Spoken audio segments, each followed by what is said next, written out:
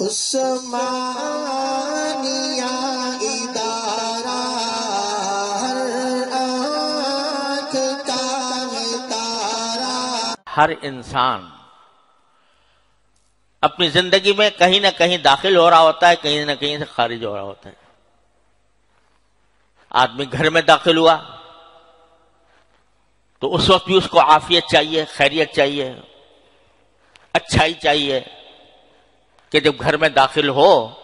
تو منظر اچھا نظر آئے، میرے گھر والے خوش خرم ہوں، عافیت سے ہوں۔ یہ چاہیے نہیں چاہیے جب آدمی گھر میں داخل ہو رہا ہو؟ جب گھر سے نکل رہا ہو اس وقت بھی اس کو عافیت چاہیے کہ نکلنے کے جب میں نکلوں، جس کام کے لیے نکل رہا ہوں تو وہ اچھائی کے ساتھ نکلوں، نکلنے میں بھی آسانی ہو، دشواری نہ ہو، جس مقصد کے لیے نکل رہا ہوں اس میں کامیابی ہو۔ اگر آدمی کہیں ملازم ہے اور اپنی ملازمت کی جگہ پر داخل ہو رہا ہے تو وہاں پر بھی اس کو ضرورت ہے اس بات کی کہ جب داخل ہو تو اچھائی کے ساتھ داخل ہو، یعنی اس کا ماحول درست ہو، اس کے لیے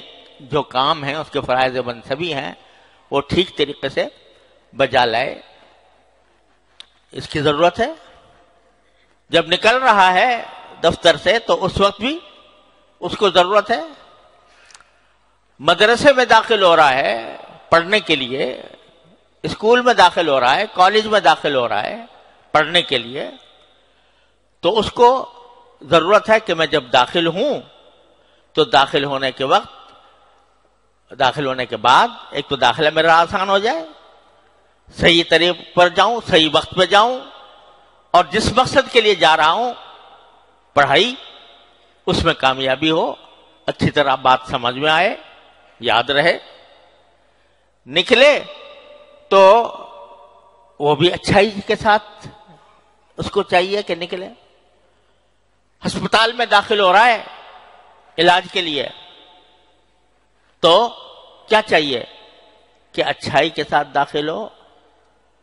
کوئی اچھا ڈاکٹر مل جائے، اچھا معالج مل جائے، اس کے دل میں اللہ تبارک و تعالی صحیح دوا ڈال دے، اور صحیح دوا ڈال کر وہ میرے لیے مؤثر بھی ہو جائے، مفید بھی ہو جائے۔ نکلوں تو وہاں سے صحت یاب ہو کر نکلوں۔ تو غرض آدمی اگر غور کرے تو اپنی شب و روز کی زندگی میں کہیں نہ کہیں سے داخل ہو رہا ہوتا ہے، کہیں نہ کہیں داخل ہو رہا ہوتا ہے، کہیں نہ کہیں نکل رہا ہوتا ہے۔ تو ایک ایسی عام اور جامع دعا اللہ تبارک و تعالی نے تلقین فرما دی کہ جب بھی کسی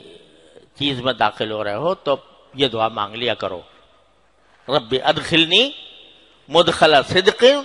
واخرجنی مخرج صدق واجعل لی من لدنک سلطانا نصیرا۔